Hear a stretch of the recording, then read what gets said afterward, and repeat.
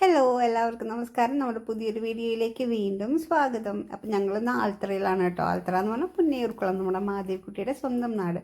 അവിടെ തന്നെയാണ് എൻ്റെ വീടും. അപ്പം ഞാൻ നിങ്ങൾക്കൊന്ന് കാണിച്ചു തരാമെന്ന് വിചാരിച്ചു. ഞാൻ ജനിച്ചു വളർന്ന വീട് കേട്ടോ. അപ്പോൾ നാലപ്പാട്ട് തറവാടിൻ്റെ അടുത്ത് തന്നെയാണ് നമ്മുടെ വീട്. അപ്പം ഞാൻ ഈ കാണിക്കുന്നത് നമ്മുടെ വീടിൻ്റെ ചുറ്റുഭാഗമാണ് കേട്ടോ. ശരിക്കും പറഞ്ഞു കഴിഞ്ഞാൽ നമ്മുടെ വീടിൻ്റെ ചുറ്റുഭാഗത്തൊന്നും ഇത്രയും വീടുകളില്ലായിരുന്നു. നമ്മുടെ വീട്, പിന്നെ പ്രവണ്യയുടെ വീട്, പിന്നെ വെളിയത്തെ വീട്, പിന്നെ അമ്മിണിയേച്ചിയുടെ വീട്, അത്രേ ഉണ്ടായിരുന്നുള്ളൂ. ഇപ്പോൾ എല്ലായിടത്തും വീടുകളുകൊണ്ട് നിറഞ്ഞു കൂട്ടാ. മതിലുകൊണ്ടൊക്കെ ചുറ്റപ്പെട്ട് കഴിഞ്ഞു നമ്മുടെ ഭാഗം. അന്നൊക്കെ എന്ന് പറഞ്ഞു കഴിഞ്ഞാൽ അത്രയും ദൂരമുള്ള വെളിയത്തേക്ക് നമ്മുടെ വീട്ടിൽ നിന്ന് വിളിച്ചാൽ കേൾക്കുമായിരുന്നു. അങ്ങനെ ഞങ്ങൾ കളിക്കാൻ നേരത്ത് പ്രവണ്യേനെയും നീതുവിനെയൊക്കെ വിളിക്കാറ്. ഇതാണ് കേട്ടോ ഉമ്മറത്തിൽ ഗ്രില്ലൊക്കെ ഇട്ടിട്ട്, പണ്ടത്തെ ടൈപ്പ് ഓഫ് വീട് തന്നെ. ആദ്യം ഇവിടെ റെയിലായിരുന്നു, പിന്നെ അത് എപ്പോഴും മാറ്റി ഗ്രില്ലാക്കിയതാണ്. അങ്ങനെ നമ്മൾ ഉമ്മറത്തുനിന്ന് ഇങ്ങോട്ട് കിടക്കുമ്പോൾ ഹോളാണ്.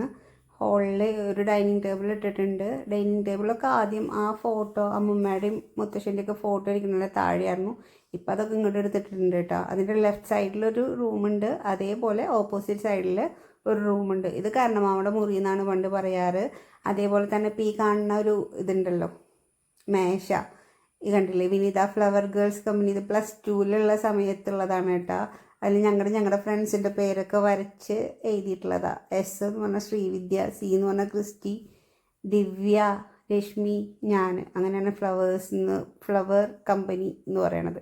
ഇതിലാണ് കേട്ടോ അമ്മൂമ്മയുടെ ഡ്രസ്സൊക്കെ ഉണ്ടായിരുന്നത്. അമ്മൂമ്മ ഇപ്പം ഇല്ല. അപ്പോൾ പിന്നെ അതിൽ എന്തൊക്കെയോ ഡ്രസ്സ്, ഞാൻ എപ്പോഴൊന്നും വരാറില്ല, വല്ലപ്പോഴും എനിക്ക് മാത്രമായിട്ട് അവിടേക്ക് വരാറുള്ളൂ.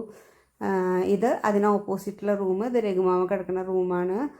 പെയിൻ്റൊക്കെ അടിച്ചു കഴിഞ്ഞാൽ ഒന്നുകൂടി വൃത്തിയായിരിക്കും കേട്ടോ. ഇതിപ്പോൾ ഇങ്ങനെ ആയതുകൊണ്ട് നമ്മൾ വീട് കാണിക്കണമെന്ന് മാത്രം. അത് കഴിഞ്ഞ് ഹാളിൽ നിന്ന് റൈറ്റ് സൈഡിലേക്ക് പോകുമ്പോഴാണ് ഈ ടേബിൾ ഉണ്ടല്ലോ, ഇത് കല്യാണം കഴിക്കുന്ന സമയത്ത്, അതായത് 2009 ഞാൻ മേടിച്ച ടേബിളാണ് കേട്ടോ. അതും രഘുമാമയുടെ റൂമിൽ കിടക്കുന്ന ദിവാൻ കോട്ടും ഞാൻ ജോലി ചെയ്തിട്ട് എൻ്റെ കല്യാണ സമയത്ത് ഞാൻ മേടിച്ചതാണ് കേട്ടോ. ഇതാണ് പിന്നെ ഒരു റൂം. ഇതിലാണ് നമ്മളൊക്കെ ചെല്ലുമ്പോൾ കിടക്കാറ്. ഒരു പഴയ സാധാരണ വീട്. ഞങ്ങൾ സാധാരണക്കാരായിരുന്നു കേട്ടോ. ഒരു ആവറേജ് ഫാമിലി, മിഡിൽ ക്ലാസ് ഫാമിലിയിലൊക്കെ പെട്ടവരാണ് നമ്മൾ. ഇതേയിരിക്കുന്നു എൻ്റെ കല്യാണ ഫോട്ടോ.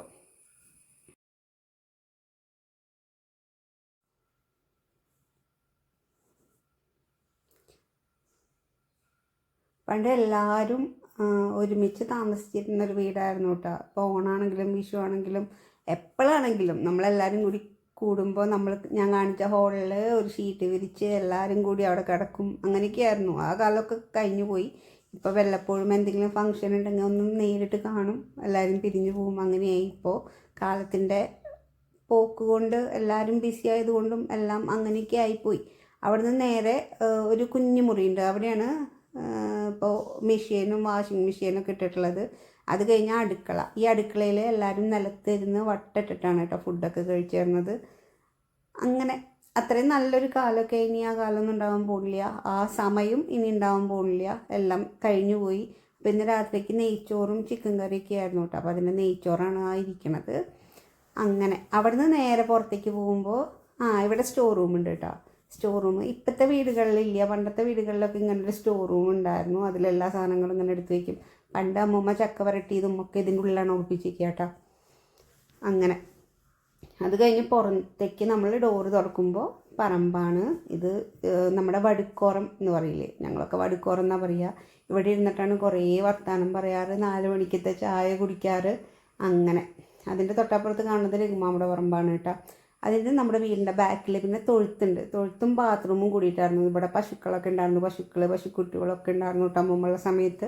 പിന്നെ അമ്മൂമ്മയ്ക്ക് വയ്യാണ്ടായപ്പോൾ അത് കൊടുത്തു. പിന്നെ ആടും കുട്ടികളൊക്കെ ഉണ്ടായിരുന്നു കേട്ടോ. അങ്ങനെയൊക്കെയാണ് ഇവിടുത്തെ വിശേഷങ്ങൾ. അപ്പോൾ നമ്മുടെ വീടിൻ്റെ ചുറ്റുഭാഗമാണ് ഇത്. എപ്പോഴും കളിക്കാനും കളിച്ചുകൊണ്ടിരിക്കാനൊക്കെ പിള്ളേരുണ്ടാവും. ഇന്നത്തെ കാലത്തൊന്നും കണ്ടു കിട്ടാത്ത കാര്യമാണ് അതൊക്കെ.